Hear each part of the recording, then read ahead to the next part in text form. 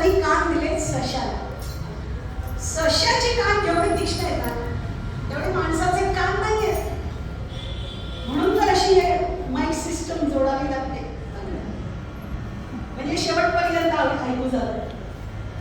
थोड्या दिवसानंतर तर कानामागे यंत्र लावावं लागतं तर समोरच्याचं बोलणं ऐकू येतं. असे आपले कान आहेत. नाक म्हणायला लागलं तर भगवंतांनी नाक दिले कुत्र्याला. कुत्र्याची घ्राणीचे जेवढे तीक्ष्ण आहे ना तेवढं माणसाचं नाक नाही आहे. बघा थोडा एक प्रयोग करून. पावसाळ्याच्या दिवसामध्ये खरं यावर्षी खूप पाऊस झाला. पावसामध्ये 4 किलोमीटर पहाटे उठल्याबरोबर रेनकोट वगैरे काही नाही घेता, हातामध्ये छत्री न घेता 4 किलोमीटर चालून यायचं धो धो पावसामध्ये. घरी आल्यावर अशा प्रकारे नाक सोडलं जातं. अशी सर्दी होती म्हणतात. कशाचाच वास येत नाही. किती घाणीत नाही असते, मस्त डुलत जातं. असं हे आपलं नाक आहे. घरात जर चोरी झाली ना तर नुसतं पोलिसाला आणून उपयोगाचं नाही, सोबत कुत्र्यालाही आणावं लागतं. का? कारण त्याच्या घराने गेल्यानंतर चोर कुठं पळाला. हे शोभेचं नाक आहे, काहीच कामाचं नाही. असं सांगितलंय माणूस हा खवय्या आहे. त्याची प्रचिती तर सगळ्यांना आलेली आहे. कालच झाली होळी रे होळी, साजूक तुपाच्या वाटीसोबत पुरणाची पोळी. माणूस हा खवय्या आहे. किती प्रमाणात खायचं आपल्याकडे प्रमाणही ठरलेलं नाही. आपण प्रमाणाच्या बाहेर जर खायला गेलो करायला डॉक्टरांकडे गेल्याशिवाय पर्याय नाही. डॉक्टर पहिला प्रश्न विचारतात काय काय खाल्लं यादी सांगायचं तात्पर्य. भगवंतांनी आपल्याला खाण्यासाठी तोंड जरी दिलेलं असलं तरी पचवण्याची ताकद भगवंतांनी माणसाला दिलेली नाहीये. पचवण्याची ताकद भगवंतांनी अजगराला दिली आहे. म्हणून रामदास स्वामी सगळ्या संतांना सांगावंसं वाटतं की बाबा रे, उदर भरण मोहे साडीचे यज्ञ कर्म. यज्ञामध्ये अग्नी प्रज्वलित करण्यासाठी जशी आहुती घातली जाते त्याचप्रमाणे कार्यक्षमता टिकवण्यासाठी माणसाला अन्नाची गरज आहे.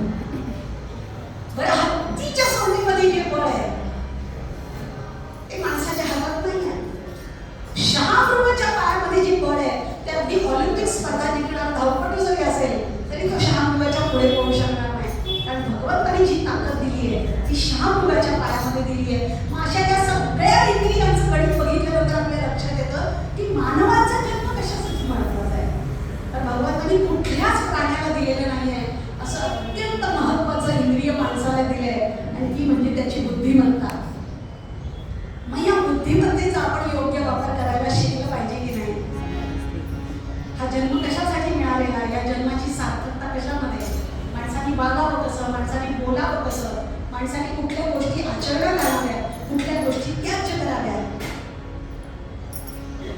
आल्या संसारी होय जागा म्हटलंय ते याच्यासाठीच. आणि म्हणतो अहो आम्ही जागे आहोत म्हणून तर कीर्तनाला आलो. पण संतांचा म्हणण्याचा उद्देश वेगळा आहे. जन्माला आल्यानंतर सुद्धा या जन्माची सार्थकता जर तुम्ही करून घेत नसताल तर त्याचा काहीच उपयोग नाही. माणूस कशासाठी जगतो? आयुष्यभर बळबळ करतो. हो का नाही? पहाटे उठल्यापासून रात्री झोपेपर्यंत परमार्थाला लागा म्हटल्यानंतर आपण म्हणतोय काय मला होय का, साठी नंतर बघता येईल.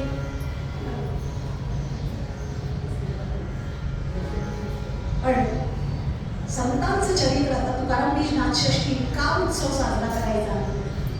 संतांच्या आपण पुण्यतिथ्या साजऱ्या करतो आणि देवादिकांच्या जयंत्या साजऱ्या करतो. त्या निमित्ताने कीर्तन असतात, त्या निमित्ताने प्रवचन असतात, ते श्रवण करतो आपण. पण हे श्रवण करण्याच्या पाठीमागे काय? आल्या संसारी होय जागा, जे संतांनी आपल्याला सांगितलेलं जागो होण्यासाठी, या जन्माची सार्थकता कशामध्ये जाणून न घेताच केवळ जगण्यासाठी आपण जगायला लागलो तर त्याचा काय उपयोग आहे? नळी कुंकिले सोनारे इकडून तिकडे गेले पारे जैसे थे, काहीच बदल होत नसेल आपल्यामध्ये तर काय उपयोग त्याचा? नको मरमर करूस काही, पाहिल्या काही तुझे नाही. संतांचं चरित्र काढून बघितलेलं असताना आपल्याला अनेक कथा आठवतात. त्यापैकी एक कथा मला प्रत्येक वेळेला आठवते, उपनिषदामध्ये सांगितलेली आहे. का हा जन्म पुन्हा पुन्हा मिळत नाही, जन्माची सार्थकता भगवत प्राप्तीशिवाय नाही आहे, माणूस विसरून जातो आणि म्हणतो की जे काही करेल मी साठी नंतर करेल. हरे राम राम राम हरे हरे, हरे कृष्ण कृष्ण कृष्ण हरे हरे, हरे राम राम राम हरे हरे, हरे कृष्ण कृष्ण कृष्ण हरे हरे. आपण म्हणतो म्हणा, तरुण मुलांना म्हणतो आत्ताच खरं वय तुमचं, म्हणा बरं म्हणता येते तुम्हाला. म्हणजे नाही ना तो वेळ 60 नंतर बघता येईल. आणि मग 60 नंतर काय होतो, म्हणायला प्रयत्न करतो. सगळ्यांना माहिती आहे आले लांब. आता राम म्हणतात ना, र म्हणतात ना, ल होतं त्याचं. आले लांब लांब लांब आले कुठनं आले. असं होतं की नाही? वेळीच आपण जागं झालं पाहिजे. पण आपण प्रत्येक वेळेला तुकाराम महाराजांच्या जीवनामध्ये तर अशा काही घटना घडलेल्या आहेत की आपल्या दैनंदिन जीवनामध्ये त्यांनी अनेक लोकांना परमार्थ मार्गाला लावलेला आहे, जागं केलेलं आहे. आणि एक घडलेली गोष्ट अशी आहे की तुकाराम महाराजांची जी 14 टाळकरी आहे, त्या 14 टाळकऱ्यांमध्ये संतोबा जगन्नाथ येत होते. आणि प्रत्येक वेळेला तुकाराम महाराजांनी आषाढी आणि कार्तिकीच्या वारीला पंढरपूरला जावं. त्यावेळेला त्यांना वाटायचं की अनेकांना आपल्या सोबत घेऊन जावं आणि पंढरीचा महिमा काय आहे तो साक्षात त्यांनी अनुभवावा. म्हणून ते प्रत्येकाला म्हणत असत, चला रे पंढरीच्या वारीला जाऊया, चला रे पंढरीच्या वारीला जाऊया. तुकाराम महाराज तरुण होते आणि तरुणांनीच परमार्थ मार्गाला लागावं अशी त्यांची इच्छा होती. म्हणून अनेक तरुणांना ते म्हणायचे, चला रे. ते संतोबा जे आहे तो मात्र परममित्र होता, जवळचा होता. तेव्हा संतोबाला म्हणायचे की संतोबा चल रे पंढरपूरला, आणि तिकडं आल्यानंतर तू एकदा अनुभव घेच, तिकडचा आनंद तू एकदा उपभोगलास ना. कारण आनंद हा नुसता सांगून येत नाही, तो अनुभवावा लागतो. तो अनुभव तू घे, चल रे माझ्यासोबत आषाढीला चल. आणि म्हणावं बुवा आलो असतो तुमच्यासोबत, पण नुकतंच लग्न झालंय, नवीन बायको घरामध्ये आली, नवीन नवरी, ती एकटीला सोडून मी यासाठी गेली चांगली राहील का? पुढच्या वर्षी नक्की येतो बघा, हे वर्ष राहू दे, पण पुढच्या वर्षी नक्की येतो. कारण मला म्हणाले काही हरकत नाही बाबा, तुम्हाला वचन दिलेलं आहे पुढच्या वर्षी नक्की येतो म्हणजे नक्की येशील. परत पुढच्या वर्षी गेले, संतोबा चला पंढरपूरला, असं म्हटलं होतंच गेल्या वर्षी पुढच्या वर्षी येतो म्हणून. म्हणाला आलो असतो बुवा, पण बायको गर्व करे.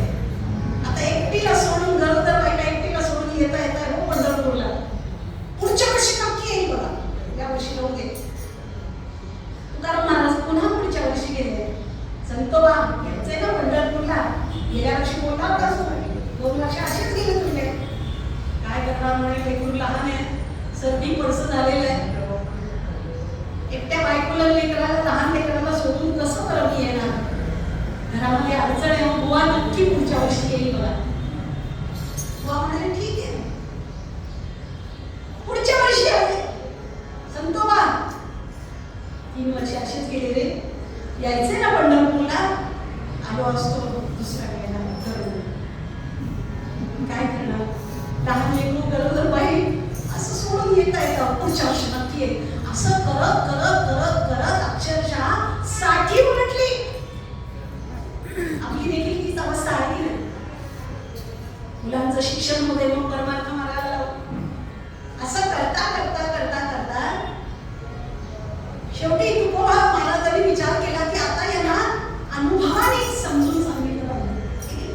भर उन्हाळ्याचा दिवस होता, भर दुपारी 12 वाजले होते आणि तुकाराम महाराज संतोबाच्या दारासमोर एक मोठं वडाचं झाड होतं, त्या वडाच्या झाडाला घट्ट मिठी मारली आणि तुकोबा ओरडा लागले, अरे सोड रे झाडा, मला सोड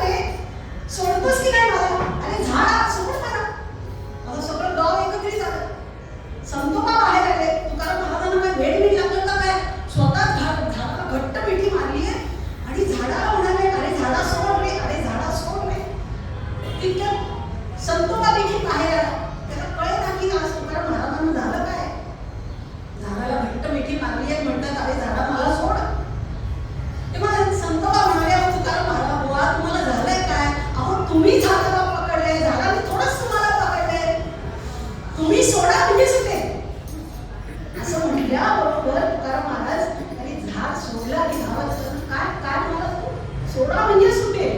आता विचार कर, तू संसाराला पकडलायस का संसाराने तुला पकडलाय? आणि आपल्या अनुभवावरून त्यांनी दाखवलं की आपणच संसाराला चिकटून राहतो आणि आपण म्हणतो की संसार आम्हाला सुटू शकत नाही. सोडा म्हणजे सुटेल. मनात आल्याबरोबर आपण ती कृती करू शकतो. संतांच्या जीवनात मधून ही सगळी जी अनुभव आहेत त्यांचे, त्या अनुभवावरून आपण शिकलं पाहिजे की केव्हा सुटलं पाहिजे. संसार कसा सोडायचा असतो तो कारण म्हणजे साखरेच्या पाकासारखा आहे. हळूहळू मनरूपी माशी जी असते ना, ती पाकावरती बसते.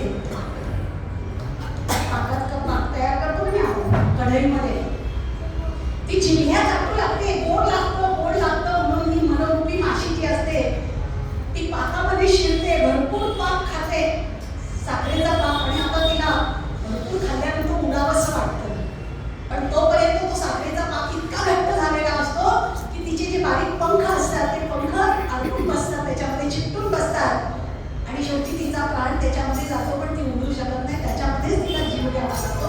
त्या माशीचा आणि आपला एकच अवस्था तीच आहे. आज करू, उद्या करू, परवा करू, तेव्हा करू.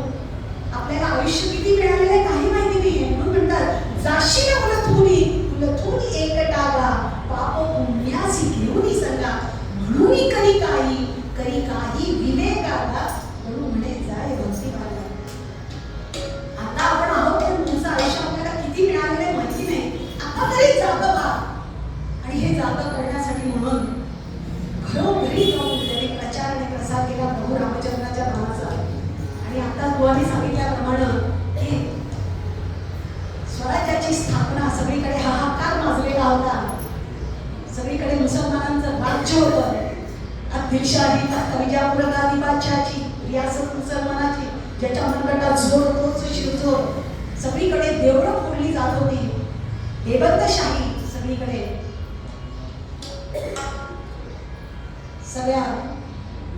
सगळा समाज असा विथरला गेला होता, बलहीन झालेला होता.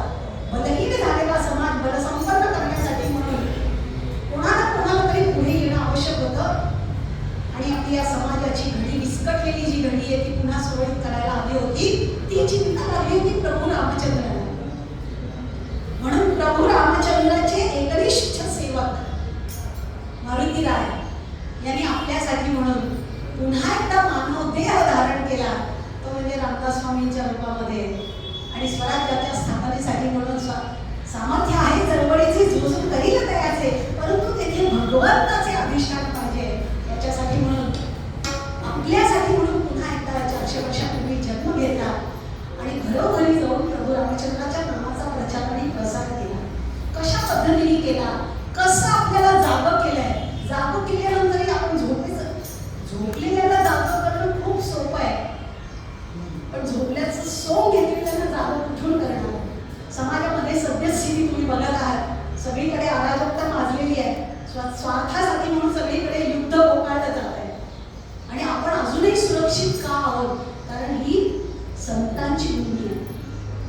आमचे दासगणू महाराज म्हणतात कितीतरी जन्माचं पुण्य करावं लागतं. दुर्लभम भारते जन्म, मनुष्य पत्र दुर्लभ. मनुष्याचा जन्म तर दुर्लभ आहेच आहे, पण ज्यांनी पुण्याचा साठा केलेला आहे, जास्तीत जास्त पुण्य कमवलेलं ना, अशांचा जन्म म्हणे भारतात केला.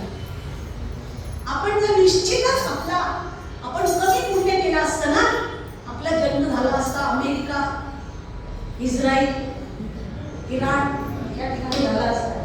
पण आपण भाग्यवान, आपला जन्म हा भारतात झाला. पण भारतामध्ये जी पुण्यवान आहेत, ज्यांनी जास्तीत जास्त त्याच्यामध्ये जास्त पुण्य केलेलं आहे, अशांचा जन्म म्हणे महाराष्ट्रात. हा महाराष्ट्र ही संतांची भूमी आहे.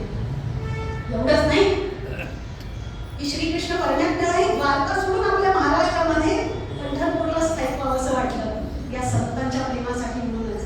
पण त्याच्या पुढे आमचे दासगणू महाराज काय म्हणतात माहिती का? महाराष्ट्रामध्ये जेवढी संत आहेत ना, जेवढी मंडळी आलेली आहेत ना, जन्माला आलेली आहेत, त्याच्यापैकी ज्यांनी जास्त पुण्य केलेले आहे अशांचा जन्म म्हणे मराठवाड्यातला. बघा तुम्ही, रामदास स्वामींचा जन्म मराठवाड्यातला आहे, नामदेव महाराजांचा मराठवाड्यातला, जनाबाईचा मराठवाड्यातला,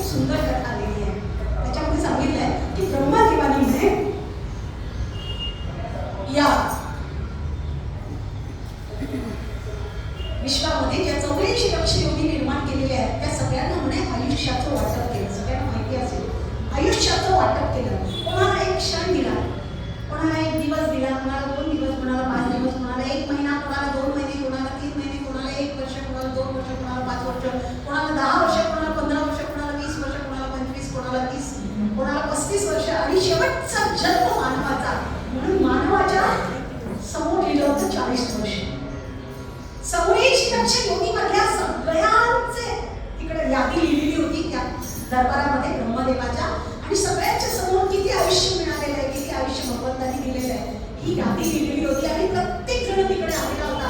मानव देखील त्या दरबारामध्ये गेला होता, भगवंतांनी आपल्याला किती आयुष्य दिलंय. आणि बघितलं तर काय समोर लिहिलं होतं 40 वर्ष. 40 वर्ष बघितल्याबरोबर मानवाला इतकं वाईट वाटलं. तो म्हणाला 84 लक्ष युगीच्या फेर पडल्यानंतर मुळात भाग्याने मी मानवाचा देह प्राप्त करून घेतला आणि फक्त 40 वर्ष जगायचे. अरे हा हा हा फक्त 40 उलटते. नाही म्हणावं मला किमान 80 वर्ष तरी जगायचे, म्हणजे उपभोग घेतल्यासारखा तरी होईल. धावत तिला ब्रह्मदेवाकडे, ब्रह्मदेवाला म्हणला ब्रह्मदेवा यादी बघितली आणि तू मला फक्त 40 वर्ष दिलेलेस. अरे 40 वर्ष किती कमी आहे. भगवंतांनी सांगितलं अरे 40 वर्ष सगळ्यात जास्त आयुष्य तुला दिलंय आणि 40 वर्ष काय कमी आहे. आणि आता मी तुला एक क्षण देखील देऊ शकत नाही, खातं बंद. माझ्याकडे एक क्षण शिल्लक नाहीये, सगळ्यांना वाटप केलेलं आहे. तुला पुढचे 40 वर्ष कुठून देणार मी. नाही म्हणाले या 40च्या आत तू माझ्यापर्यंत ध्येय प्राप्त करून घेऊ शकतोस, तेव्हा 40च्या आत तू ये माझ्याकडे. नाही म्हणाला, रडायला. संतांना ही गोष्ट माहिती होती, उपनिषद वाचलेली होती. म्हणून प्रत्येक संतांचं आयुष्य काढून बघा, तुम्ही चरित्र काढून बघा. अहो नामदेव महाराजांनी वयाच्या 5व्या वर्षी परमात्म्याला प्राप्त करून घेतलेलं आहे. जनाबाईंनी वयाच्या 7व्या वर्षी प्राप्त करून घेतलं. मीराबाईंनी वयाच्या 12व्या वर्षी प्राप्त करून घेतलेलं आहे. तुकाराम महाराज सदेह वैकुंठाला गेले 32व्या वर्षी. रामदास स्वामींनी प्रभू रामचंद्राला प्राप्त करून घेतले वयाच्या 12व्या वर्षी. कोणत्याही संतांचं चरित्र काढून बघा तुम्ही, 40च्या आत परमात्मा प्राप्त करून घेतलाय. मेरी झांसी कभी नहीं दूंगी अशी म्हणणारी झाशीची राणी 21व्या वर्षी आपल्याला निघून गेलेली आहे. संपूर्ण जगामध्ये भारतीय संस्कृतीचा प्रचार आणि प्रसार करणारे विवेकानंद देखील 39व्या वर्षी आपल्यातून निघून गेलेले आहेत. कोणत्याही संतांचं चरित्र काढून बघा तुम्ही, 40च्या आत त्यांनी ध्येय गाठलेले आहे. एवढंच कशाला, माऊलींचं बघा ना, ज्ञानेश्वर माऊलींनी 19व्या वर्षी ज्ञानेश्वरी पूर्ण केली आहे. ही 4 भावंड बघा तुम्ही, निवृत्ती, ज्ञानदेव, सौकान, मुक्ताबाई. काय वय होतं त्यांचं. आपलं ध्येय गाठलेलं आहे आणि आपण मात्र वाट बघतो. 60 नंतर बघता येईल, 70 नंतर बघता येईल, पण 40च्या नंतर बघा तुम्ही. हे संतांना माहिती होतं.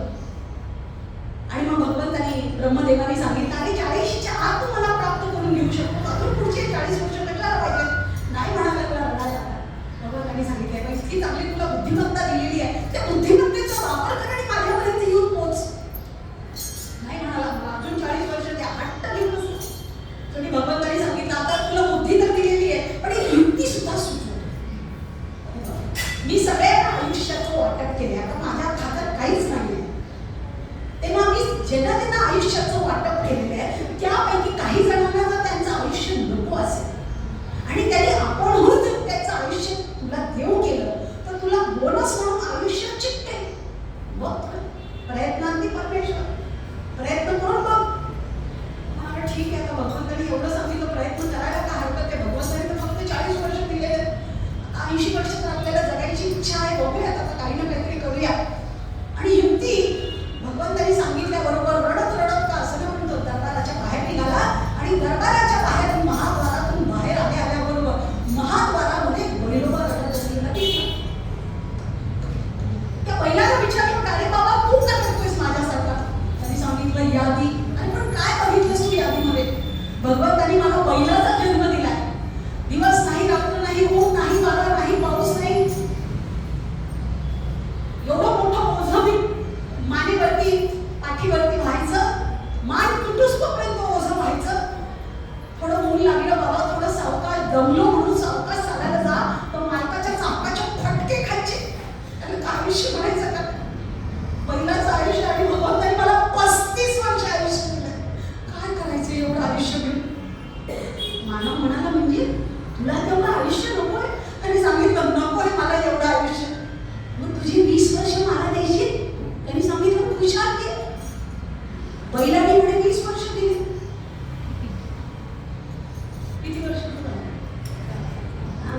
भगवंतांनी 40च दिलेले पण बैलाने दिले 20 त्याला. म्हणून हा मानव झाला 60 वर्षाचा.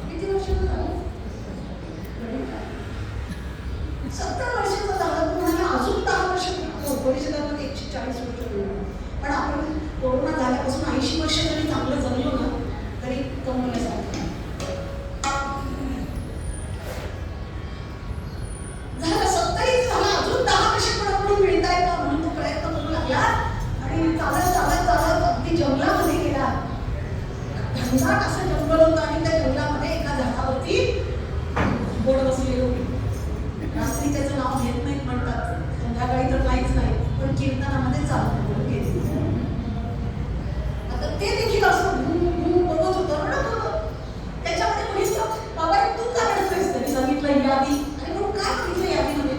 भगवंतानी मला घोबडाचा जन्म दिलाय, डोळे दिली पण पापण्या दिल्या नाहीये, काम धंदा पण काहीच नाही, म्हणून दिवस नाही रात्र नाही, काम नाही धंदा नाही, नुसतं बघत राहतो मी. आणि याच्यासाठी भगवंतानी मला 15 वर्ष आयुष्य दिलंय. काय करायचं एवढं आयुष्य?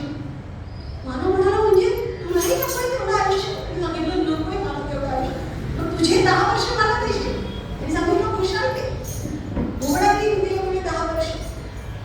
आता झालं किती वर्षाचं? 80 वर्षाचा. अशा प्रकारे 80 वर्षाचा तो झाला आणि आयुष्य कसं जगतो ते बघा तुम्ही.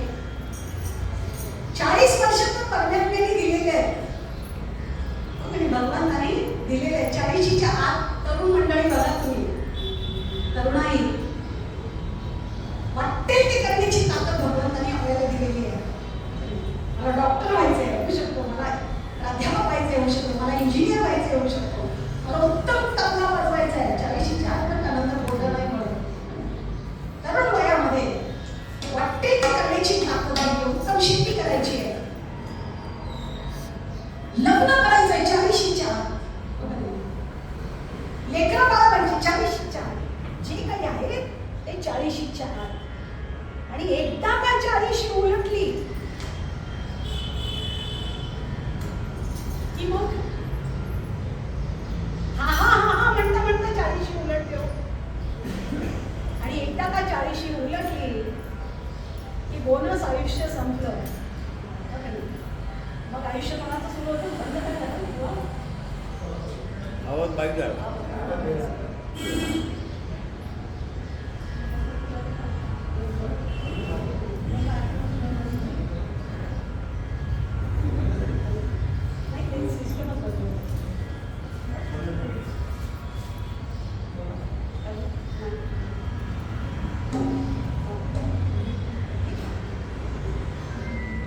माझा आवाज तसा मोठा आहे.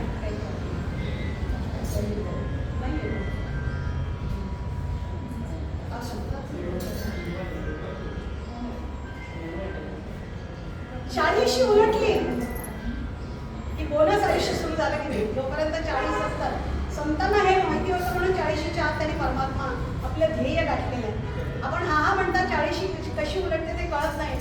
40 एकदा उलटली की बोनस आयुष्य आपलं सुरू झालं. बघा 40 ते 60 वर्षामध्ये बैलाचं आयुष्य मिळालं. तोपर्यंत लग्न झालेलं असतं, 1-2 लेकरं झालेली असतात, संसाराचं ओझं व्हायचं असतं, दिवस रात्र मरमर करतो. सकाळी एक ड्युटी, दुपारी एक ड्युटी, संध्याकाळी एक ड्युटी. लोक म्हणतात सराव कीर्तन, म्हणतात कसलं कीर्तन, जायचंय ड्युटीला. आयुष्यभर मरमर मरमर मरमर करतो. पण ही साठी केव्हा उलटते ना ते देखील कळतं बरं का. तेव्हा कळतं हा असाच गाफील असतो एके दिवशी आणि नित्य नियमाप्रमाणे तो जातो ऑफिसमध्ये. आणि ऑफिसमध्ये गेल्यानंतर कधी नव्हे ते सगळे लोक या साहेब स्वागत केलं जातं आणि स्टेजवरती चढवण्यात येतं, शाप दिली जाते, श्रीफळ दिलं जातं, गळ्यामध्ये हार घातला जातो आणि एक चिठ्ठी दिलेली असते की उद्यापासून कामावरती यायचं नाही, म्हणजे रिटायरमेंट. हो, आता हा गाफील असतो, रिटायरमेंट वाचल्याबरोबर एकदम तो म्हणतो हा नाही मी अजून करू नये, अजूनही करू शकतो, एवढं मोठं कर्जाचं ओझं आहे त्याच्या डोक्यात असतं ते. पण हा हा म्हणता साठी पण उलटलेली असते, गाफील असतो हा आणि मनाविरुद्ध त्याला घरी बसावं लागतं. पण घरी बसल्यानंतर तहा काही वेगळ्याच असतात. साठी उलटल्यानंतर माहिती की नाही, पहिले वळण इंद्रियाचं बळं. ऑफिसमध्ये रोज अर्धा कट घ्यायची सवय असते. चहा घरी आल्याबरोबर कुठून मिळणार? सकाळी उठल्या बरोबर तो म्हणतो आता चहा. ती म्हणते का बस आता कुठं जायचंय, आता घरीच तर बसायचंय. नाश्ता काय करणार? नाश्ता पण अर्धा पगारी येणारे नाही. आणि आता हे चहा घेणं बंद करा. या दिवसामध्ये डायबिटीज होण्याची शक्यता असते, तेव्हा कमी चहा प्या, बिन साखरेचा प्या आतापासूनच. करमत नाही, तो म्हणतो जायचंय मला कीर्तनाला, संध्याकाळी तरी जातो, 5 ते 7 कीर्तन आहे. तेव्हा बायको म्हणते आता नातवंड तुम्ही सांभाळा, मला जायचंय कीर्तनाला. म्हणून कीर्तनाला बायकांचीच गर्दी जास्त. 60 नंतरचे पुरुष घरी बसावं लागतं नातवंडांना सांभाळत. सांगायचं तात्पर्य अशीच 70 उलटते. आणि जेव्हा 70 उलटते, घरामध्ये करमत नाही, आई वडिलांना घरात करमत नाही म्हटल्यानंतर मुलांना त्यांचं ओझं होतो. करमत नाही घरामध्ये, आईलाही करमत नाही, वडिलांनाही करमत नाही, एवढं घर नातवंड त्याच्यामध्येच, घरात राहायला जागा नाही. तेव्हा गोड गोड बोलून आई वडिलांना म्हणतात की बाबा आई तुम्हाला करमत नाही घरामध्ये, तुमच्या बरोबरीची जी माणसं आहेत ना एका निसर्गरम्य अशा वातावरणामध्ये राहतात, तिकडे डॉक्टर देखील येतात तपासायला. खूप चांगले चांगले कीर्तनाचे कार्यक्रम होतात, प्रवचनाचे कार्यक्रम होतात, गाण्याचे कार्यक्रम होतात, भजनाचे कार्यक्रम होतात. तुम्हाला करमणुकीसाठी अत्यंत चांगले, तुमच्याच वयोगटातली सगळी माणसं तिथे राहतात. तेव्हा आई वडिलांनी आयुष्यभर बरोबर केलेल्या त्याच घरामधून आई वडिलांना काढण्यात येतं आणि रवानगी करण्यात येते वृद्धाश्रमामध्ये. मग तिकडे गेल्यानंतर अवस्था बघायलाच नको. अनेक ठिकाणी मी जाते वृद्धाश्रमांमध्ये कीर्तनाला एकादशीच्या वेळेस, हात बघवत नाही तिकडच्या. खरं म्हणजे ज्या वयामध्ये नातवंडांची मुलांची गरज असते, घरातलं वातावरण हवंय, मनाविरुद्ध तिकडं राहावं लागतं. आणि तिकडची अवस्था कशी असते, मग आयुष्यामध्ये आपण काय काय कमवलं.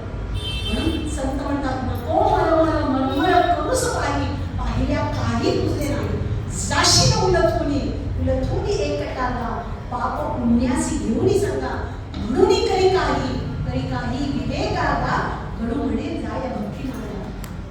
म्हणून सांगितलं की वेळीच आपण सावध झालं पाहिजे. पण हे सांगण्यासाठी सुद्धा प्रभू रामचंद्राचं नाव मुखामध्ये येण्यासाठी सुद्धा जन्मजन्मीचं पुण्य करावं लागतं. तरच आपल्याला परमार्थ मार्ग लागतो. तर असा घरोघरी जाऊन प्रचार आणि प्रसार करणारे रामदास स्वामी त्यांच्या जीवनामध्ये अनेक घटना घडलेल्या आहेत. पण दासगणू महाराजांनी एक खूप सुंदर आख्यान, सतीबाई आख्यान, जे रामदास स्वामींनी 11 मारुतींची स्थापना केलेली आहे. त्यापैकी पहिला मारुती जो आहे शहापूरचा मारुती, तिथे सतीबाई आणि बाजीवंत नावाचे त्यांचे पहिले शिष्य झालेले आहेत. त्यांची कथा उत्तरामध्ये सांगण्याचा प्रयत्न केला.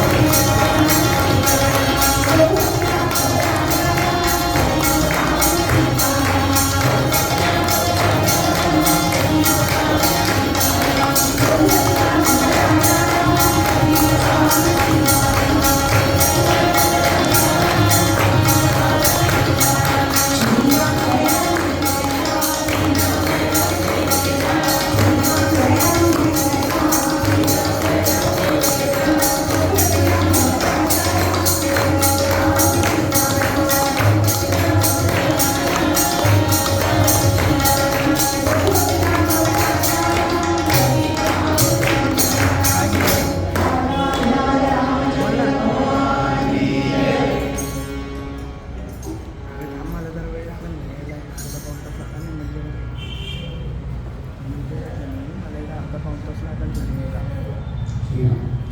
तिला सांग मग पप्पा कुठे आहेत?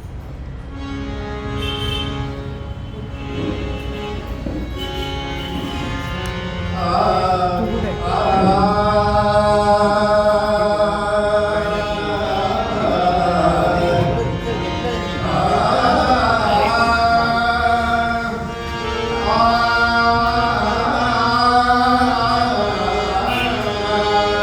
नाही हिरो आहे.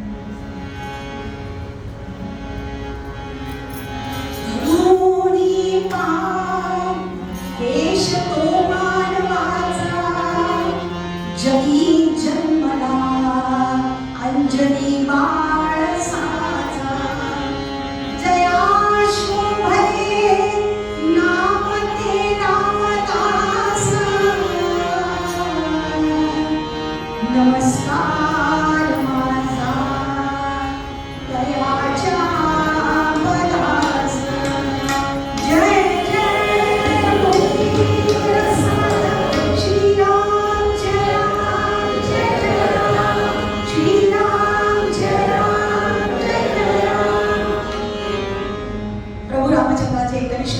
सेवक दास मारुतीराय यांनी आपल्या कल्याणासाठी म्हणून पुन्हा एकदा प्रभू रामचंद्राच्या नामाचा प्रचार आणि प्रसार व्हावा याच्यासाठी मानवदेह धारण केला.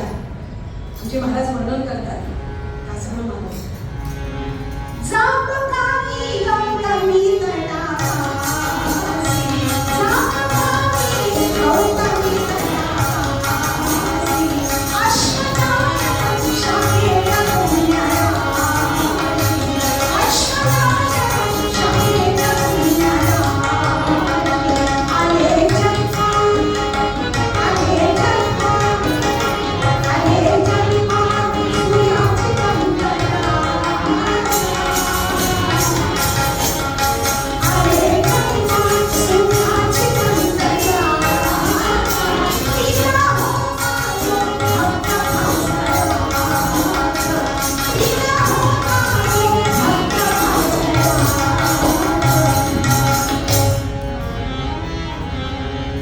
महाराष्ट्रामध्ये मराठवाडा नावाचा जो भाग आहे त्या मराठवाड्यामध्ये जालना नावाचा जिल्हा आहे. या जालना नावाच्या जिल्ह्यामध्ये परतूर नावाचा तालुका आहे आणि या परतूर नावाच्या तालुक्यामध्ये साप नावाचं गोदावरीच्या काठावरती बसलेलं सुंदर असं गाव आहे. त्या गावामध्ये सूर्याजी पण ठोसा नावाचे सद्गृहस्थ राहत असत. 21 पिढ्यांपासून रामभक्ती चालत आलेली आहे घरामध्ये. अश्वरायण शाखा रोज आदित्य हृदयाचे पाठ व्हावे घरामध्ये. शुचिभूत असं घराणं म्हणून म्हणते शुद्ध बीजापोटी फळे रसाळ गोमटी. ज्याच्या घरामध्ये संत जन्माला येतात ना ते घराणं पुण्याने भरलेलं असतं. असे हे सूर्याजी पंत ठोसर गायत्री मंत्राचं पुरश्चरण व्हायचं घरामध्ये. आणि या शुचिभूत घराण्यामध्ये सूर्याजी पंतांना पहिला मुलगा झाला. त्याचं नाव ठेवलं गंगाधर. आणि नंतर दुसरा मुलगा झाला तो म्हणजे रामनवमीच्या दिवशी राम जन्माच्या वेळी भर दुपारी 12 वाजता त्या सूर्यप्रसादे पुत्र झाला दैदिप्यमान म्हणून नाम नारायण केले की तयाचे. जणू काही सूर्याचाच प्रसाद आपल्याला मिळालेला आहे म्हणून मुलाचं नाव ठेवलं नारायण. नारायण अतिशय चुणचुणीत देखणा गोरापान. सूर्याजी पंतांना अतिशय आनंद झाला. 5वं वर्ष आपल्याबरोबर त्याचं मोठी बंद केलं. पण काय दैवदुर्विलास सूर्याजी पंतांना देवाज्ञा झाली आणि सगळा भार या माऊलीवरती पडला. या नारायणाच्या आईवरती. नारायणाच्या आईला मोठ्याची काळजी नव्हती. गंगाधरची काळजी होती ती नारायणाची. का? कारण अत्यंत उघड स्वभाव मारुतीरायाचा होता. घरावरती चढायचं कारण नदीच्या काठसर अनेक झाडं असायची. कधी आंब्याच्या झाडाचं, कधी चिंचेचं झाडाचं, कधी बाबळीच्या झाडाचं. अक्षरशः आईच्या नाकात दम म्हटला होता. खाली उडी घे म्हणजे खोड डोहामध्ये उडी घ्यायची. आईने सांगतो म्हणून नारायणाने हा मूळ स्वभाव सोड केला होता. शेजारपाजारच्या बायकांनी सांगितलं नारायणाचा हा मूळ स्वभाव जायचा असेल ना तर 2चे 4 हात करा. म्हणजे काय? 2चे 4 हात करा म्हणजे लग्न करा. या काळामध्ये पद्धत होती. खोडकरपणा असा हट्टीपणा जायचा असेल तर 2चे 4 हात करायचं म्हणजे शहाणपणी येतं असा त्यांचा समज होता. सध्या काही गॅरंटी नाही म्हणून कोणी काही बोलत नाही. पण लग्नाचं नाव काढल्यावर नारायणाने विलक्षण चिडावं, मारुतीच्या पारावरून बसावं, विशीच्या बाहेर जावं. आईने सांगता म्हणा नारायणा अरे एकदा बोहल्यावरती चढ रे राजा.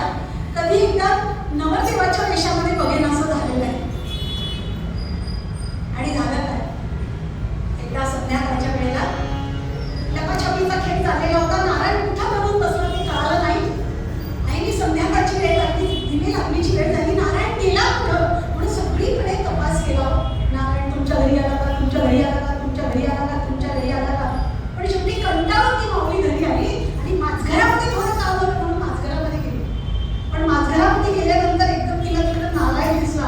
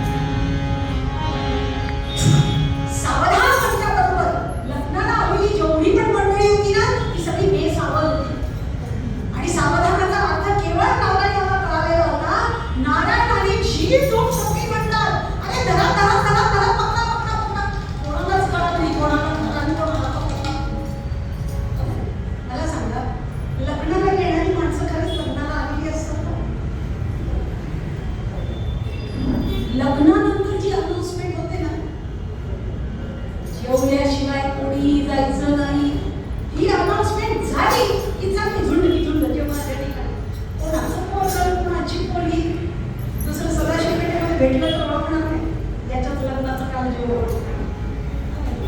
इष्टाने इतर येत तशी बेसावध होती आणि नारायण एकटा सावध होता. जी दोन टोपी म्हणतात विवाहाने सावधान हे शब्द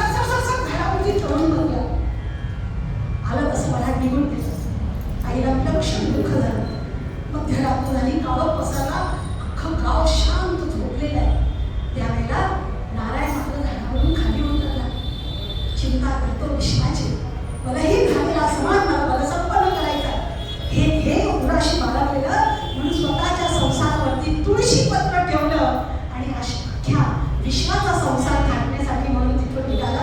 वय होतं फक्त 12 वर्षाचं. नदीच्या काठाकाठानं तब्बल 15 दिवस चालत राहिला. गोदावरीचा उगम नाशिकाजवळ गेला. तिकडं टाकळी नावाचं गाव आहे. त्या गावामध्ये प्रवेश केला आणि तिथून बलहीन झालेला समाज बलसंपन्न करण्यासाठी बलोपासना केली पाहिजे म्हणून पहिला शेणाचा मारुती तयार केला. पर्णकुटी बांधली आणि त्या दिवसापासून 12 वर्ष तपश्चर्या केली. कशी होती खडतर तपश्चर्या. पहाटे उठायचं ब्रह्ममुहूर्तामध्ये गोदावरीमध्ये कमरे एवढ्या पाण्यामध्ये उभं राहायचं. गायत्री मंत्राचा जप करायचा.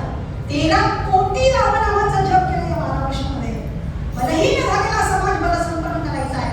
त्याच्यासाठी आपण स्वतः बलसंपन्न झालं पाहिजे म्हणून रोज सूर्य नमस्कार घालावे. माध्यान्ही सूर्य रोज तोपर्यंत माध्यान्ही सूर्य आला की नाशकामध्ये जावं. 5 घरी भिक्षा मागावी.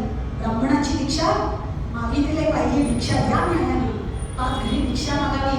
भिक्षेचं अन्न जमा करावं. त्याची 3 भाग करावे. एक भाग गाईला गोग्रास म्हणून खाऊ घालावा. दुसरा भाग गंगेला अर्पण करावा. तिसरा भाग एका फडक्यामध्ये गुंडाळावा. तेवढं गंगेमधून काढावं आणि त्याचं सेवन करावं. उदरभरणो हे जाणीचे यज्ञ रसना जिंकलेली. दुपार झाली की बाळगोपाळांना एकत्रित करावं. भीमांगी स्तोत्र शिकवावं. रामरक्षा स्तोत्र शिकवावं बाळगोपाळांना. आणि संध्याकाळ झाली की पुन्हा काळा मंदिरामध्ये यावं. नाशकामध्ये कोणाचं भागवत चालायचं असायचं. कोणाचं उपनिषदांवरती प्रवचनं चालायची. कोणाची कीर्तन आहे हे सगळं श्रवण करायचं. अशा प्रकारे हा दिनक्रम होता. 1 नाही 2 नाही 3 नाही 4 नाही 5 नाही तब्बल 12 वर्षाचा दिनक्रम होता तो. आणि त्यामुळे झालं काय या 12 वर्षाच्या तपश्चर्येने प्रभू रामचंद्र प्रकट झाले. या तपस्पूर्ती झाली. आचरून